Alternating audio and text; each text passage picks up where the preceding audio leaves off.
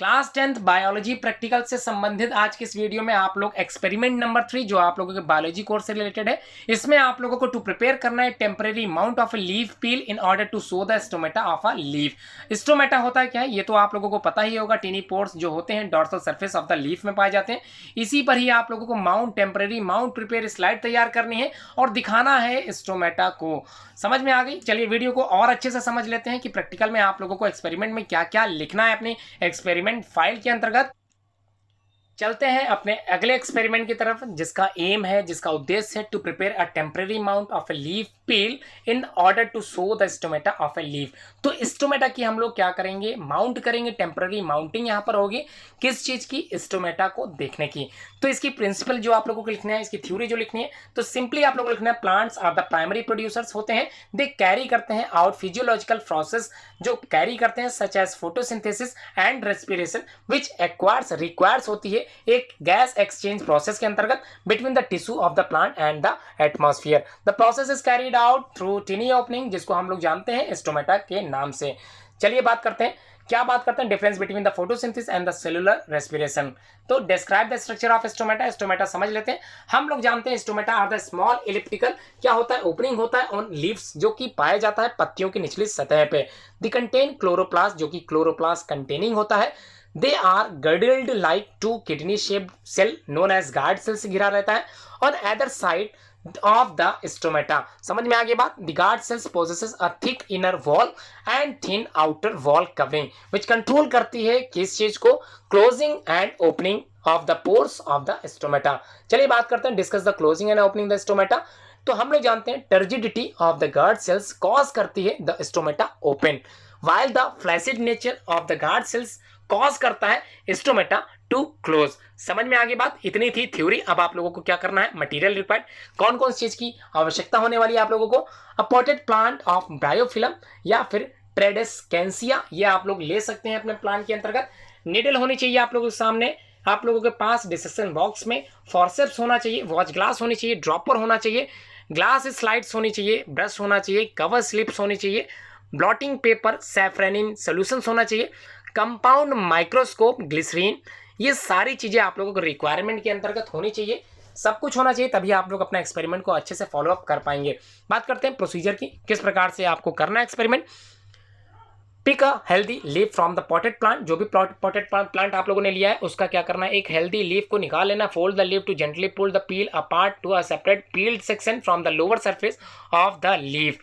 और lower surface जो leaves की पत्ती की निचली सतह से, उसको आपको क्या करना है, जेंटली पुल कर देना है and the peel apart to separate, अलग करना है। Use the forcep to perform this step. और क्या करना है, किसकी सहायता से बिल्कुल अलग करना है, फॉरसेप्स की सहायता से। और अलाउ करना the peel to remain in the watch glass holding water for some time, कुछ समय के लिए वॉच ग्लास में छोड़ देना, होल्ड करके रखना है। In the watch glass stain करना है the simply by the adding some drops of safranin. Safranin की कुछ बूंदे आप लोगों को वॉच ग्लास में रखने थोड़ा ड्रॉपर की सहायता से। Take the peel out of the 2-3 minutes आप लोगों को रखना है। Set in the water clear glass slide के अंतर्गत। Add a drop of glycerine on the peel, peel के ऊपर आप लोग ग्लिसरीन की कुछ बूंदे डाल देनी है।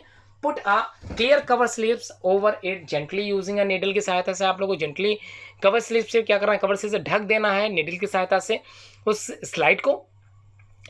Access glycerine and stain can be removed using blotting paper.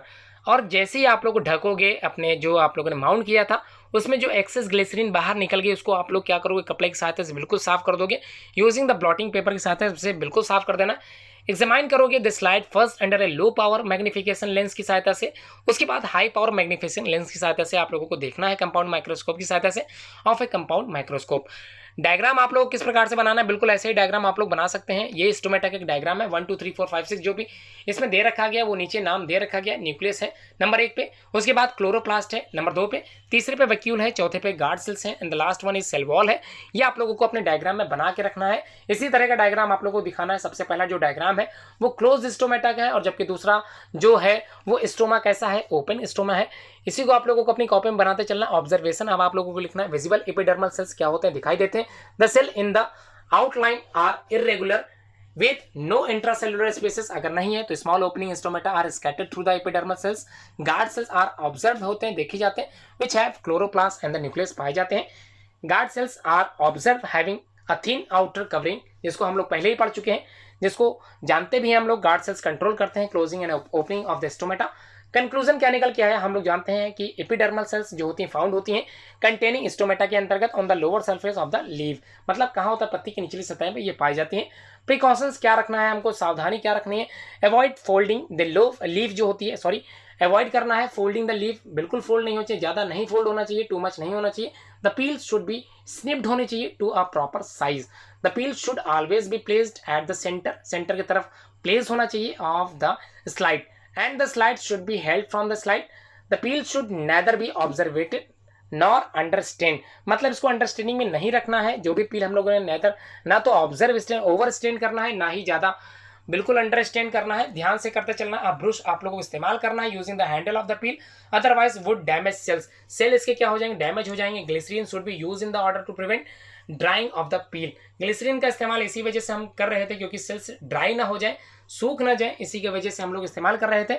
उसके बाद cover slip need to be place such a way that air bubbles are avoided. Cover slip जब भी आप लोग ढकेंगे स्लाइड को कवर स्लिप से, तो ध्यान में रखना है एयर बबल्स नहीं आने चाहिए। एयर बबल्स अगर आ जाएंगे तो आप लोगों का जो ऑब्जर्वेशन हो क्लियर नहीं हो पाएगा, इसलिए थोड़ा सा ध्यान रखना है। ब्लॉटिंग पेपर जो इस्तेमाल कर रहे हैं can be use to remove excess stain, जो भी एक्सेस स्टेन था, ग्लिसरीन बाहर निकली थी, उसको पोंछने के लिए, साफ करने के लिए आप लोग ब्लॉटिंग पेपर का इस्तेमाल कर रहे हैं। ये था आज का एक्सपेरिमेंट जो आप लोगों ने अपनी कॉपी में लिखना है, इसको लिखते चलें, समझते चलें। एग्जाम में आप लोगों के ये सारी जो फाइलें आप लोगों की बनवाई जा रही हैं ये सब देखी जाएंगी, इसी की ही इंटरनल और एक्सटर्नल मार्किंग होती है, जिसमें आप लोगों इससे रिलेटेड वाइवा के क्वेश्चंस भी पूछे जाते हैं, इसलिए इसको अपनी कॉपी में जरूर लिखें। इससे रिलेटेड जो भी वाइवा क्वेश्चंस होंगे आप लोगों को विद इन टाइम समझा दिए जाएंगे। उम्मीद करता हूँ पूरी वीडियो आप लोगों ने देखी होगी, समझी होगी। धन्यवाद।